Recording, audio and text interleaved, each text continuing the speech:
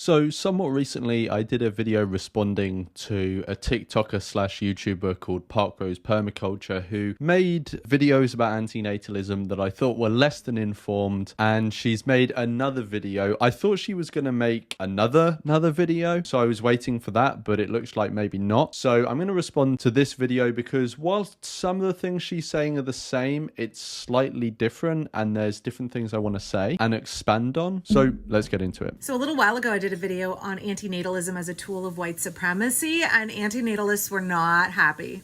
I mean, let's set aside the fact that one of the big thinkers in antinatalism is a white South African colonizer. Okay, so a white South African colonizer. I'm just going to say it, like, I don't know this woman. I don't know who her friends are, what she knows, but I'm pretty sure she doesn't know David Benatar, and she probably doesn't know a significant amount about him, let alone his personal life. She doesn't know his situation. To slap a label of colonizer on him simply because he's white is racist. A white person in South Africa could have a very positive impact on the society. Just because they're white and there's been a history of apartheid in South Africa that privileged whites doesn't mean that an individual white person now today in South Africa can be just dismissed as a white colonizer. Plus, this bears no relation to the arguments he's made and antinatalism as a wider idea. There are black antinatalists in South Africa. In fact, one of the biggest antinatalist YouTubers at the moment who's doing very well, and congratulations to him if he's watching this, is Benedictines the Truth, previously known as Benedictines the Vegan. He is a black antinatalist in South Africa. The antinatalist arguments made by David Benatar and Benedictines are no more or less valid because one of them is white and one of them is black. To think that someone's skin color has any relevance to the philosophical arguments they make or positions they take, it just makes me pity the person who thinks that it does. I'm going to go ahead and read your comment. I think you are missing a lot of nuance with the morality of choosing to bring life into a doomed world specifically to suffer for your own personal reasons. I mean, I could get into why being a doomer in general is a privileged take.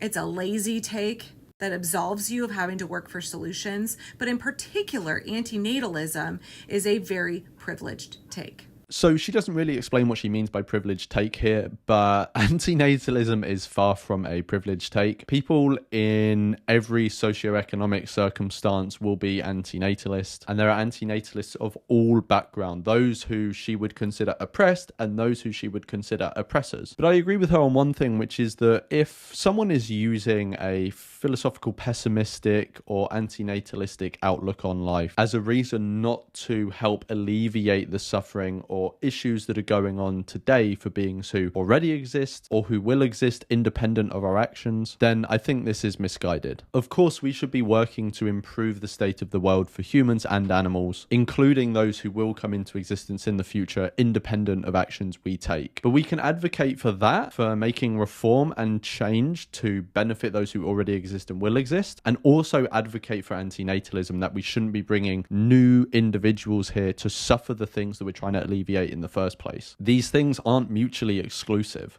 It's a very white colonizer mindset. Antinatalism isn't white or colonizer. That's a racist way of framing antinatalism because it kind of implies that if an indigenous person, a non-white person, were to be an antinatalist, which many antinatalists are non-white or they're indigenous to the place they were born, it's implying that they are then like acting white or thinking in a white way or a colonial way. Does a black person who's antinatalist, are they like acting white or are they thinking white if they're an antinatalist? This is ridiculous. That says instead of working to dismantle the systems of oppression that put people in cycles of poverty to begin with, antinatalism isn't just concerned with the harms caused by poverty or the reproduction of people specifically in poverty. Poverty causes some of the many harms that people will or can face when they come into existence. And people in poverty are not the only people reproducing that antinatalists are concerned with. It's a position against all reproduction. Instead of recognizing that the reason that so many people live in poverty is because of the exploitation of colonialism, instead of trying to pay reparations, dismantle those systems, heal the harm that was done as much as possible, and raise people up out of poverty. So I have no idea what this woman does in her spare time, if she does voluntary work or if she donates money to help people in poverty.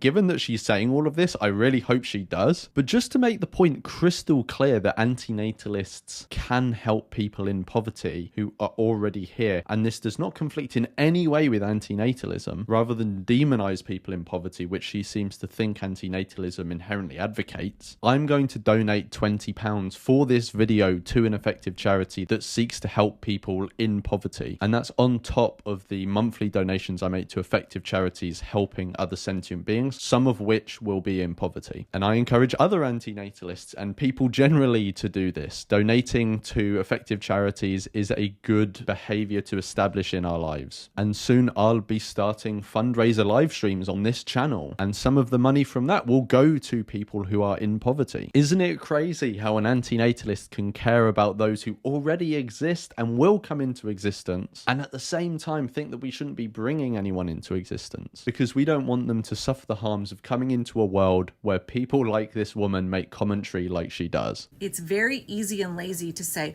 well, the solution to the fact that people are born into poverty and live in suffering is to stop those people from bringing more people into poverty. Stop those people from reproducing. Stopping those people from reproducing kind of sounds ambiguous in terms of it could imply like forcing them, but it also could mean encouraging them. I don't think antinatalism carries an advocation for force, and I don't advocate a use of force, especially against people in poverty. Now, sure, some individual antinatalists might be more authoritarian leaning, like there are people in many communities and movements who have more authoritarian leanings, and I would disagree with these people, and so would many antinatalists. But again, this is not unique to antinatalism. Yes, it is something we can critique, but it is not something that we should uniquely put on antinatalists and say that they have a special thing wrong with them. We can disagree with these people, debate them, argue against them, but people in many causes around the world go too far and advocate for force where it's not appropriate. A better way to help those in poverty, I think, is through non-forceful means to help reduce birth rates by, for example, donating to a charity like Family Empowerment Media. If you say that what you really truly care about is sparing children from growing up in poverty, from suffering, then the response is, how do we care for and meet the needs of today's kids? And how do we create a world that solves poverty? It's not to say that's too big of a problem to tackle, so let's just not have babies, or let's stop other people from having babies,